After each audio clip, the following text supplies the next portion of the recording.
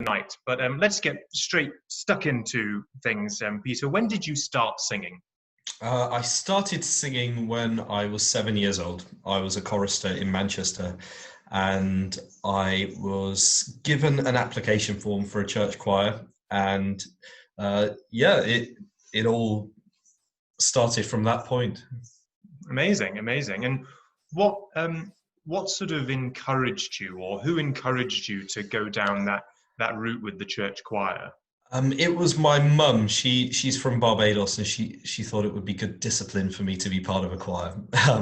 And so I went along on a Friday night to choir rehearsals, and I didn't read music at all at that point. And as part of the training, we had theory classes, and I remember holding a manuscript and having it upside down and not really knowing what to do with it or what it meant. And gradually, after about a year, I found that I could read music, and it was really an unusual experience for me at that point. That's amazing. And did you get that sort of enjoyment from singing straight away, or was it something that built over the time that you were in the choir? It definitely built. I think there was a moment when I really started to enjoy the repertoire, and I was a huge fan of. We often use the Oxford Book of Tudor Anthems, and that was my favourite because I was really into William Byrd. I love singing that music, and I also made great friends in the choir as well. So it was a social thing as well, and my cousins were also in the choir, and we went on tours and did weekend activities like pond dipping and all sorts of things. And so it really opened lots of doors for me in terms of new skills and friends as well. Yeah, it's so lovely, isn't it, that singing is such a communal thing. We were just having a very brief chat before everyone joined. That at the moment it's quite difficult for us artists because we kind of we love being in a room making work together. So it's lovely that sort of part of it. And what did it feel like when you were singing in that choir? What did actually singing feel like?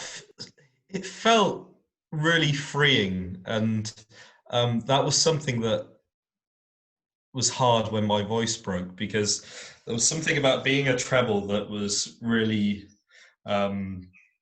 it felt as if you were flying through the air almost in these huge spaces. I'd often go on tours to big cathedrals, and being that size and being in a place like Durham Cathedral or Liverpool Cathedral, I remember standing there and looking up at the amazing stained glass, and you feel sort of engulfed by the spaces that you're in. I really remember those experiences vividly, and it's something that I try and tap into these days when I'm singing as a professional, as an adult. That wonderment and excitement of making music and being in an extraordinary space. Yeah, that's really interesting what you say about the spaces. And do you think that your experiences then as a young person in those big spaces, was there a sort of thought, even as a treble, that this could be something that I'd like to do, or was that something that came later? It definitely came later. I never really entertained the idea of being a professional musician. It was just one of my hobbies, and along with swimming classes and kung fu and running. I was in the school cross country club, and so thinking about it as a career came much later, when I was probably doing my A levels. And that was the first introduction I had to singing as a profession. I applied for a choral scholarship at Truro Cathedral, and I spent my gap year doing that. So that was a sort of step on from the choral singing that I'd done, and I was getting some pocket money, and we had a house to live in, and um, I remember ordering the prospectus for the Royal College of Music, and it landed on the doorstep. And I was actually a choral scholar with David Webb, the tenor, who sung with ETO as well. And we spent hours just looking at this prospectus and imagining what it'd be like to go to the Royal College of Music. And I'd already got a place at university at that point to study architecture. So I left Truro after a year. I went to university, started my architecture degree, and I changed course after about a week to a course that had some music in it. It was combined honours, so I was able to do some music modules, some art modules, and philosophy.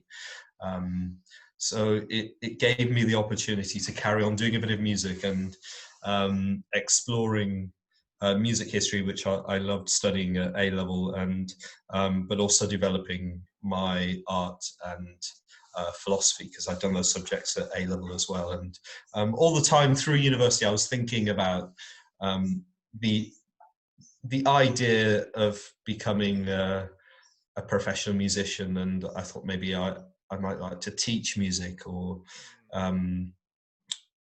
do music a bit later. And then I decided to apply to music college. So it all happened really quickly. And then before I knew it, I was offered a place and I was in London, and it all became quite real. And I'd never met the people, the types of people I met at music college, people with such enthusiasm for the repertoire and drive, and that was really exciting for me. And to meet people who were really interested in the same things that I'd been interested in as a teenager, in terms of the type of repertoire, the lieder repertoire. And I didn't know a lot of opera repertoire at that point. It was all song based, and Vaughan Williams, and so some of the composers that I've been introduced to through choirs, I then started to explore the solo repertoire that they'd composed as well. That's amazing. So was it, as you said, it was exciting? Were you in any way sort of overawed by the feeling when you were at the Royal College? Was it sort of oh, there's all these, people who seem to know much more than me, or did that make you just want it even more? Yeah, all the time. I remember walking into my first repertoire coaching, and a coach asking me what opera arias I knew, and I was like, well, 2, maybe. He was like, right, well, we'll have to introduce you to a few more. And opera wasn't something that I knew very well at all. I'd been to an opera when I was 15. I went to see an Opera North production of Così fan tutte at the Palace Theatre in Manchester. And it was a very long evening, I remember that. And I woke up at the end. I was woken up by my teacher. And so it didn't make a huge impression on me. Well, I wasn't aware of it doing it at the time, but maybe subconsciously something went in, and I've ended up doing opera, which is surprising. Well, these things happen, don't they? And was there a time that you sort of thought, okay, there's the music, and I've got my art, and there's this potential of maybe being a music teacher. Was there a side of you that wanted to be a performer, maybe a different sort of performer? Was there another strand going through that then the opera kind of brought that in? I was very shy as a child, and so when I look back now, I'm always surprised that I've chosen this career, because I didn't really enjoy being on stage that much. I was in a few school plays, and I did Fiddler on the Roof when I was around 16. With another opera singer who I was at school with, Soraya Maffey. Oh, wow. That's Fiddler amazing. On the Roof together. And I remember my first opera scene at college, I was terrified. I was shaking when I walked onto the stage of the Britain Theatre, because I hadn't done anything like that before. And so it was a huge leap of faith for me to commit to the idea of creating characters on stage and living the characters and breathing the characters.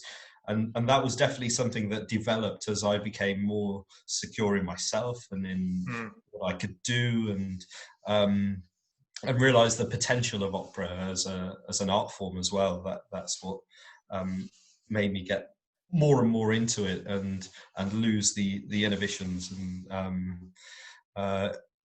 And now I really enjoy the development of a role, of preparing a role and a character, and that is a huge aid to me in terms of how I get into something and become comfortable with it. It's really stripping it apart and looking at what's beneath and what makes up the character.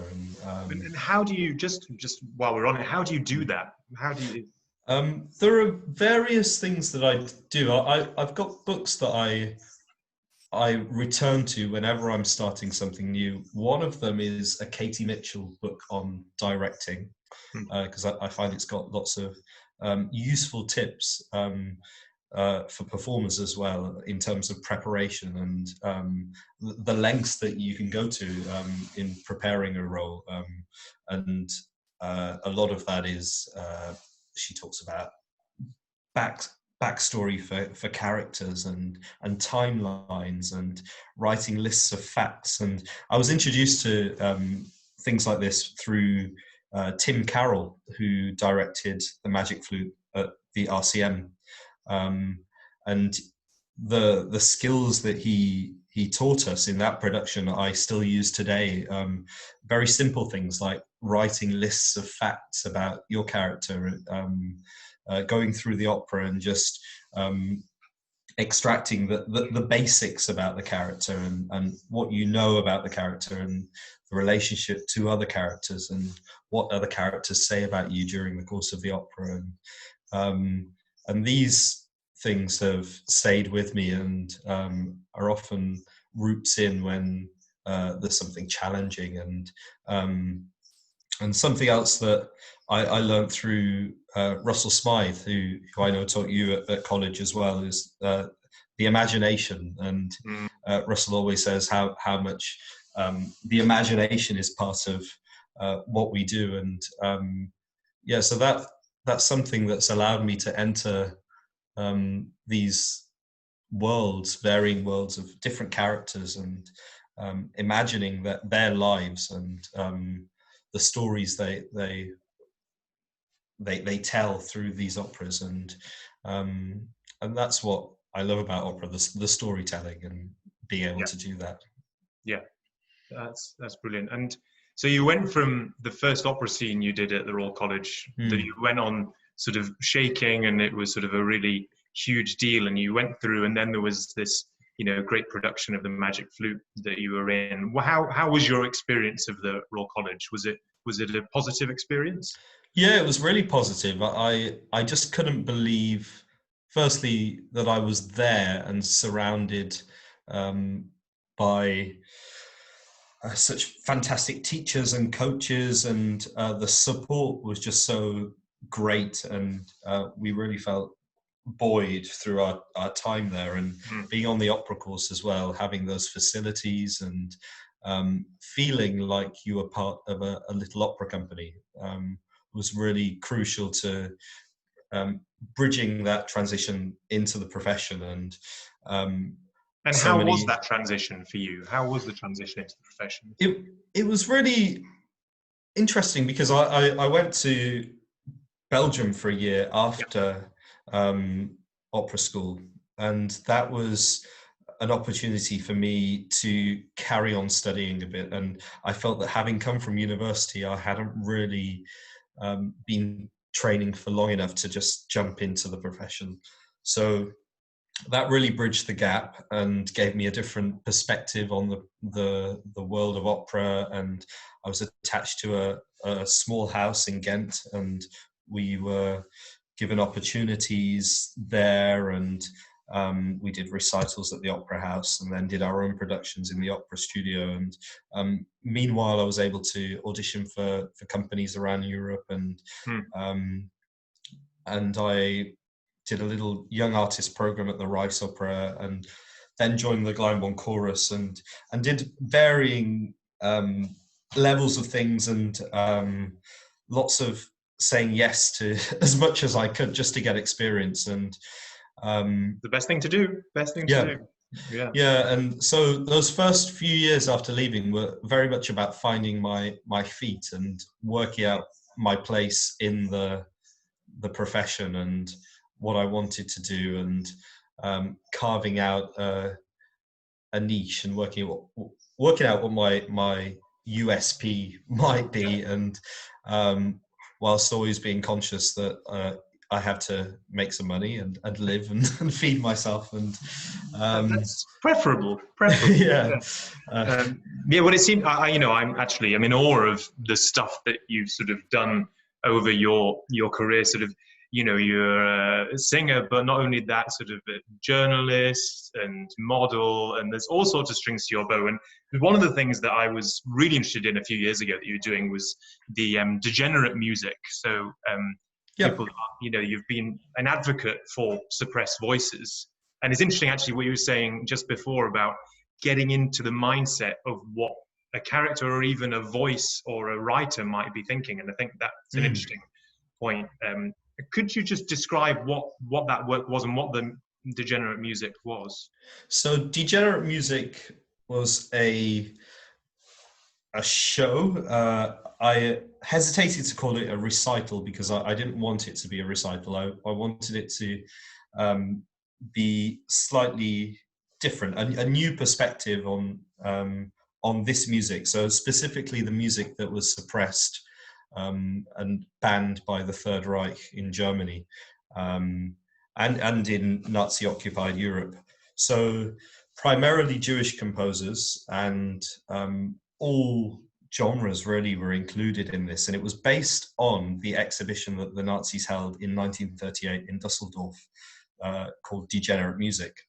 And this was a sellout because it happened at the point when lots of this music that had been deemed degenerate had been unavailable to listen to for many years, since 1933. So for the German public, it was an opportunity to hear lots of the music that they actually enjoyed listening to and couldn't listen to normally. So at the exhibition, you were able to use headphones to listen to excerpts of the music, and you could see images of the composers, and they were accompanied by derogatory bits of information about the composers. And what I wanted to do through this performance was to present all of the information and show the audience that it was absurd and contradictory. So I presented some of the propaganda, I read some bits, and I presented the repertoire as well, with Nigel Foster, the pianist, from the London Song Festival. And we also had some video projections. We had a designer, James Simons, who created an accompanying film which featured images of the composers who were attacked, and scenes from their lives as well, and translations of the German text when the songs were in German. It was a mixture of translation and original German. And I tried to keep it fairly short, so just over an hour.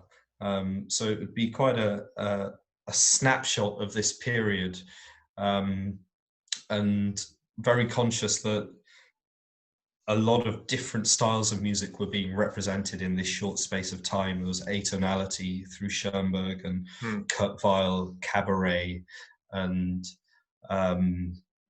opera from Ernst Krenek. So a hugely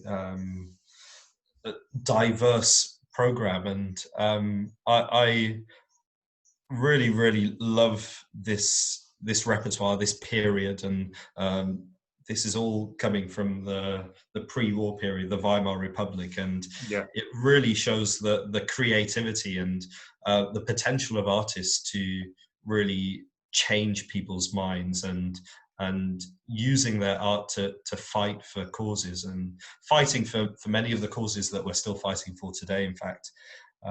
So it's hugely inspirational to see composers using their skills for this, and I always like to use it as a way of showing that classical music isn't irrelevant or doesn't speak to people. And I was talking to some young people, school children, last week, and I used it as an example of the way classical musicians are able to use their voices to deal with political issues and answer big questions as well. And I think that's one of the strengths of this repertoire. Yeah, it was a real melting pot, wasn't it, of creativity. And it's interesting that English touring opera did one, a fully band opera last autumn, the Silver Lake by Kurt Weill, which was, I loved doing that piece.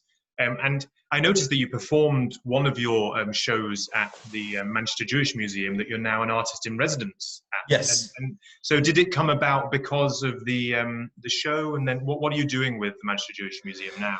So I've been working with the Jewish Museum to try and create artistic responses to their archives. They have a huge audio archive of testimonies from Holocaust survivors and people who escaped to Manchester in the 1930s, 40s and onwards. And the area I grew up in, Manchester, Cheetham Hill, was the original Jewish quarter of Manchester. And the Jewish Museum in Manchester is based in this area. And they're situated in an old Portuguese, Spanish, Victorian synagogue building, and they're currently restoring the original synagogue and building a museum alongside it.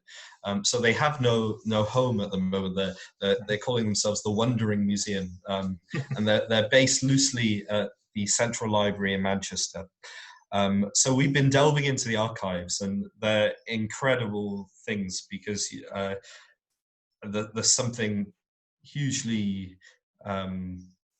emotional about hearing someone tell their story, and you're hearing these individual voices from history speak about their experiences, and you hear the pain in their voices as well. And the challenge has been to extract bits of these and put them together to create new work. And we're working with the composer, the Israeli composer Naama Zizah, to create a song cycle, and also Joe Steele, who has experience working with refugees, because we wanted this to connect with communities today in Manchester. And so we've created a body of songs. Some are composed by Naama using the texts from the archives, and others are texts that have been generated from refugee communities in Manchester today, and also people living in Cheetham Hill today, in the area that was the original Jewish quarter, because it's still a hugely diverse area. It's often been called Britain's most diverse street. I think there are over 200 languages spoken within a 2-mile radius or something like that. So yeah, it's a hugely diverse, rich area. So we've been drawing on that and telling people stories, and looking at the parallels in the stories as well, and how these stories speak to each other across time. And that's always really beautiful to see, that these stories are repeated across generations. And yeah, the way that the parallels, but also the coming together of the yeah. stories. Well, bravo to you. It sounds like, and it sounds amazing, and I can't wait to hear more about how that develops. But yeah, but well, lockdown. We've all been experiencing Yes. it, and you've been pretty busy, I'm sure, with lots of things. But some of you might have seen in the email that Peter's been incredibly busy, that the Getty Museum put out this challenge early on in lockdown and said, get creative and do copies of some of artwork that with things in your own home. And Peter's been really delving into this. Do you want to just tell us what you've been doing? And I'm going to share my screen so we can have a look at some of it. Yeah, so the challenge is to recreate your favorite works of art using only what you have in your own home. So I've been doing this now for a long time. It seems, I think Good Friday was the first one. And since then I've been searching for paintings with black sitters. And I saw this as a challenge, because these paintings are not something that I'm particularly familiar with. I've known some of the pieces of art, but it's been an opportunity to try and platform some lesser known pieces, in the same way that I was working on Degenerate music and bringing lesser known songs to into the public sphere. And it's hugely challenging and rewarding as well. And I've been really encouraged by the comments on social media and people's reactions to seeing this work that they're not used to seeing, and stories told that haven't been told before or that have been forgotten. And looking at specifically as well the black presence in England, and trying to debunk the myth that black history started in England with the Windrush period. And so I've really enjoyed looking at black Tudors and going as far back as that as well. Yeah, it's really, I hope you can all just see me slowly scrolling through. I'd really encourage you to either go to Peter's Twitter account, or this is all on his website. And just Catherine and I were discussing earlier how actually that some of them have got real humor in them, and I think humor because of the way that you've put them together. But there's one here that you said is one of your favorites, which is the Paston Treasure from 1665. Yes. Do you just want to sort of talk us through your retelling of this? It's by an anonymous painter, but I think it's just wonderful what you've done. Yeah, this is one of my favorites, partly because there's so much music in it. And having spoken to some of the curators at Norwich Castle, where the painting lives, I've discovered that there are actually real scores in there. So if you zoom in, you can read the music, and they're wow. Songs of the time it was painted. It's a fascinating work of art, and it is a display of the Paston family's treasures that they collected from their grand tours of Europe. And it's believed to have been painted by the artist being probably shown one of the items at a time. So he paint one item, and then it was put back in a cabinet, and he was let loose on another one. So that's what gives it its slightly collage feel, I think. And when I first saw it, I was just completely taken aback by it, just the array of objects, and then this sole figure looking up at the monkey, the pet monkey, and really there as another exotic object, one of the fine riches of this family. And so it's part of a thread of art called Vanitas painting. So they were meditations on mortality and death as well, and but also ways of showing how wealthy you were.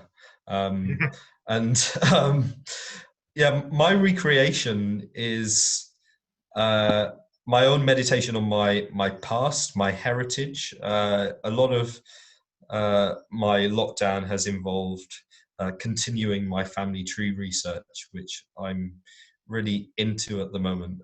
It started as a way of um, putting together some sort of document for my mum's big birthday last year.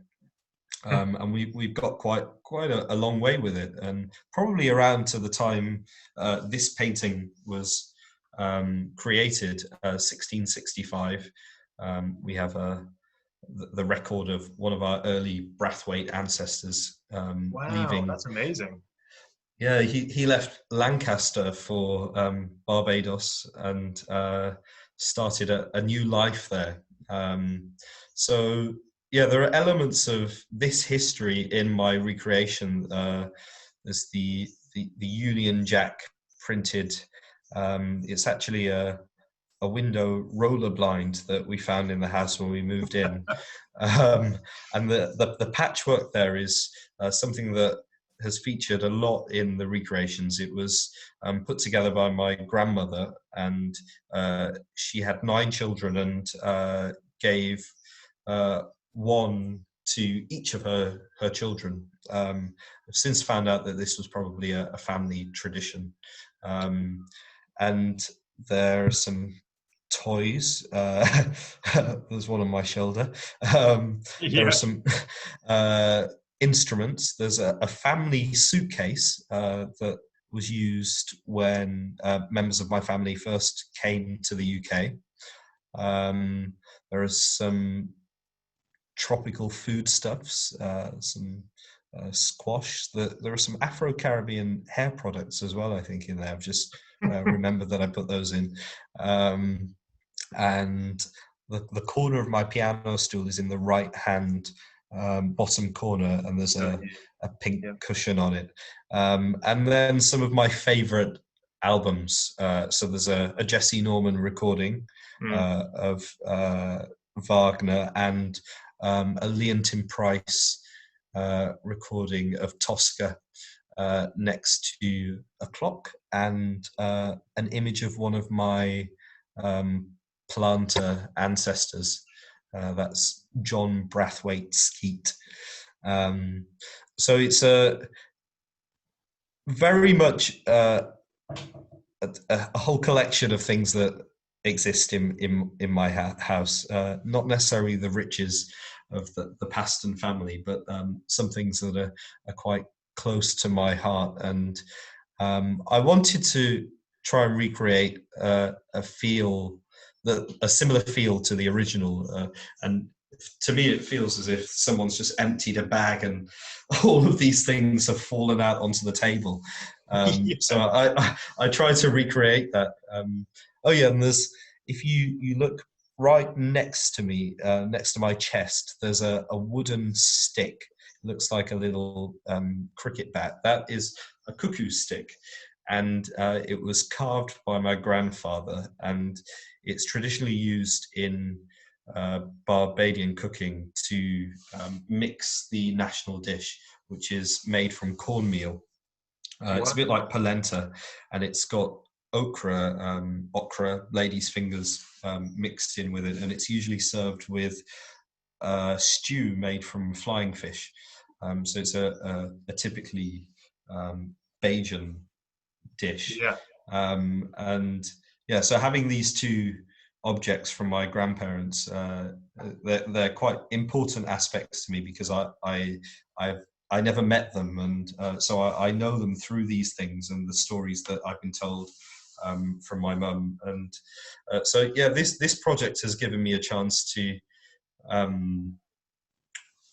create visual manifestations of this family history, and in a way that I wasn't able to do by just filling in names on a family tree. And I spend a lot of time on Family Search and Ancestry.com and websites like that. That's just a hobby for me. And yeah, so this has supplemented that research, and also my musical background as well, bringing out certain aspects of that and things that I enjoy listening to. And my sister gave me a record player recently, so I've been collecting vinyl from charity shops, and Oh, brilliant. yeah, I've got some nice things. I'll get a couple of them. Hang on. Brilliant. Well, I think everyone will agree they're just the most creative works of art that Peter's created, and I'd really look at them. That it's been a wonderful collection. I wonder what he's going to show us. Oh, look, he's got Die Zauberflöte. So, yeah, my favorite opera, The Magic Flute. There's a recording here from Vienna with Fischer Dieskau as Papageno. And the thing I love about these recordings is that you just get so much stuff with them, and there are huge booklets with images and all the pictures and text. And this is a Schoenberg recording, some Degenerate music with great art on the front. And I think they had the most incredible artwork, didn't they? They're really beautiful things. This is Egon Schiele on a Wozzeck recording. And yeah, so that's something that I've been able to look at during lockdown as well, just delve into those recordings and spend a bit of time listening in a way that isn't always possible. You're snatching moments on the commute and running to the train station, and you're not really listening properly. So it's nice to have that opportunity. It's nice to take stock, isn't it, and really focus on something. Yeah, it's lovely to see those records. I've got a number of similar records that my granddad sort of passed down to me. So it's really? It's lovely to see. What's your favourite from the? Oh gosh, what's my favourite? I've got a great Turandot one, which is great, which is the Pavarotti and Joan Sutherland one, which is great. But yeah, well, we've hogged the mic for far too long. Would just feel free, everyone, to write down any questions you have for Peter. But just before we do that, Peter, you're due to sing Schönard with us again. Yeah. In next spring, and just an English touring opera question, really. What's it like to tour with ETO? I know we've both done it a few times, but what's it like? It's amazing. I don't think there's any other company that you get to tour to so many different theatres and have so many different experiences of performing. And the thing about ETO is that you really are reaching as many people as you're going to be able to reach as a singer, and that's a huge privilege. And the audiences are loyal, and they've been coming to productions for such a long time, and you feel that warmth every time you step into a new theatre, and that's hugely inspiring. And it's a comfort as well, especially when you're on the road and you're away from friends and family. Of course, we have our colleagues, but having that extra cushion of support from the audience and the communities that we're visiting is really great. And there's such a team spirit at ETO, and everyone's so passionate about the product and creating something that's special. And so yeah, I'm really excited about coming back, and I've had some great times with the company, and yeah, it's great, isn't it? No, I think that you're right. I always feel that when I'm on tour, that it's that real collegiate, making great art together that tours to a huge number of people and a diverse group of people all across the country. But I can see we have a question. So Catherine, I'll throw back to you to bring the question in. Absolutely. Peter, it's a question for you and your surroundings. Sure. Is the patchwork behind you your grandma's or one of your grandma's? It is, yes, it is. I use it in my music room as soundproofing because it has quite a high ceiling, and yeah, it was actually too loud to practice it. It was like, so it dampens the sound a bit and provides a bit of color. If I'm just doing sort of quite boring scales and lip trills and things, I often have an eye on that and look at a different pattern or a different patch. And so yeah, it's next to the piano is here, and yeah. It looks like a lovely space to practice in, actually. I know that interesting what you said about Russell Smythe, who was both of our teacher, that he would say, as you said, that it's 2/3 of technique he thinks is yes. Imagination. That, you know, there's a huge amount that you can get from thinking the right thing. But if no one else has any more questions, we do. Aha! This is a good. I can see it. Catherine, do you want to bring it in? One from Clive Stubbings. It's lovely to hear from you, Clive. Do you have a favourite opera role? And I assume that's to you, Peter, but Bradley, if you want to answer. Yes, I do. It's Papageno. Bit of a cliche, but it's my favourite role. And actually, it's something that I have on the music stand at the moment, just because I find it very beautiful, and especially at this time when we're so disconnected from our colleagues and music and the act of music making. There's something about the music of the magic flute that is usually comforting, and there's a warmth in the score that I love, and yeah. So there's certainly huge warmth in Papageno. Yeah. I think, you know, and I agree with you that the magic flute has this innate sort of calming quality, and the richness of Mozart's writing by that point is really extraordinary. Yeah. You know, I'm going to answer the question as well, just because, but I would stay with Mozart, and I would say Figaro is my nice. favorite. Yeah. But, you know, I think Mozart's pretty good. It's pretty good. Yeah, Catherine, there's another question. One from Francis. Have you followed a daily singing schedule during lockdown? Yes, I have. At the start of lockdown, I still had imminent date in the diary. So I was preparing for an opera that was meant to start in August, but has since been postponed. So a lot of my time has been spent preparing for that, which is now happening later next year.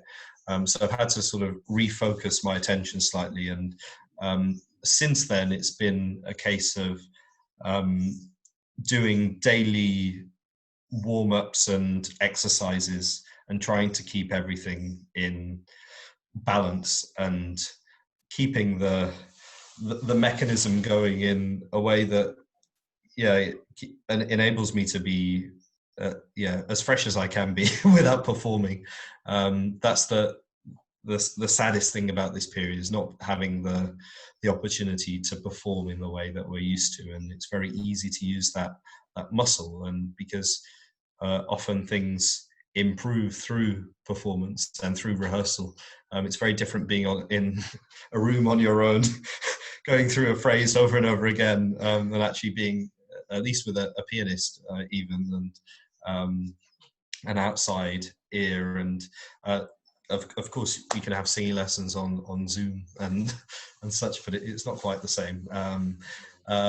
So yeah, as much as I'm able to, and even if it means when I'm not really feeling in the right frame of mind because everything feels a bit too much at the moment, I'll try and do at least, even if it's just 10 minutes of micro practice, just checking in with the instrument and seeing whether it's still there. Well, it's a muscle that needs to be maintained and regularly exercised. Yes, yeah. We've just got another question through from Catherine Rees, who I know actually has joined us from the National Student Operatic Society. So thank you very much for joining. It's lovely to have lots of students here as well today. How do you think your art background influences your performance on stage? I'd say that I'm a visual person, so I find that all of the elements really help me. So things like costume and seeing that there is an audience there, and knowing that I can see the conductor in the pit and the orchestra, and the lighting, everything that enables me is visual. And even when I'm learning music, I see the way the music works on the page. So I see the page usually in visual form as a landscape. So the peaks and troughs of the notes, and it all helps me to memorize in that respect, and but then also just to really live the characters and tell the stories. And so yeah, the visual relationship that I have with music and with performing, I think is influenced by my interest in art and my background in creating through drawing and painting as well. Great. Fantastic. Well, Peter, I'd just like to say a huge thank you for you joining us today. It's been a pleasure to chat to you. Thank you for having me. It's been great to be here, and yeah, it's nice to see you all as well. Yeah, and I'll just hand over to Catherine to wrap up. Lovely. Well, thank you both so much, Peter and Bradley. I think I can talk on behalf of the whole room saying that was so interesting and brilliant. Thank you. I just quickly want to mention that this In Conversation With episode, as it were, is one of many of our digital contents that we're producing and sharing at the moment. We're doing singing lessons. We've got a series for adults, a series for children, and a brilliant series that Bradley's leading for children with SEND as well. So do get in touch if you want to be involved with any of those. We also have warm technicals and top tips from our artists.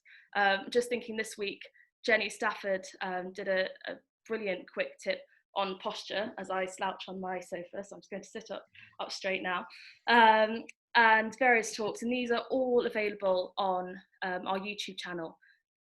We actually have another In Conversation With next week, where James Conway will be joined by soprano Amanda Echelas and mezzo Anne Mason, where they will reflect ETO's acclaimed 2006 production of Yennefer. So do make sure that you're on our mailing list so that you are notified of all of this wonderful content and that you don't miss out, and that you can spread the word as well if you feel so inclined.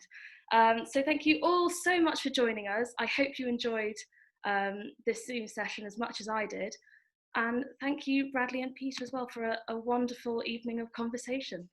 Thank you for having me. Thank you. Thanks, everyone. Bye. Bye-bye. See you next time. Bye.